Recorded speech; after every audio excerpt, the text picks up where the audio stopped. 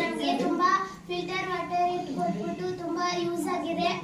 ಮಕ್ಕಳ ಆರೋಗ್ಯಕ್ಕೆಲ್ಲ ನಮಗೆ ತುಂಬಾ ಯೂಸ್ ಆಗ್ತಿದೆ. ನಮಗೆ ಕುಡಿಯೋಕೆ ನೀರು ಮೊದಲು ಎಲ್ಲ ಕಲುಷಿತ ನೀರು ಬರ್ತಿತ್ತು, ಇವಾಗ ಎಲ್ಲ ನೀರು ತುಂಬಾ ಚೆನ್ನಾಗಿ ಬರ್ತಿದೆ.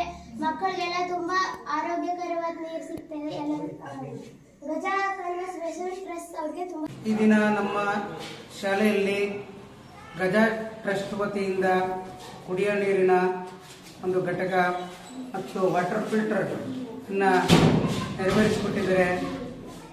ನಮ್ಮ ಶಾಲಾ ವತಿಯಿಂದ ಅವರಿಗೆ ತುಂಬ ಹೃದಯದ ಧನ್ಯವಾದಗಳನ್ನು ಅರ್ಪಿಸ್ತೀನಿ.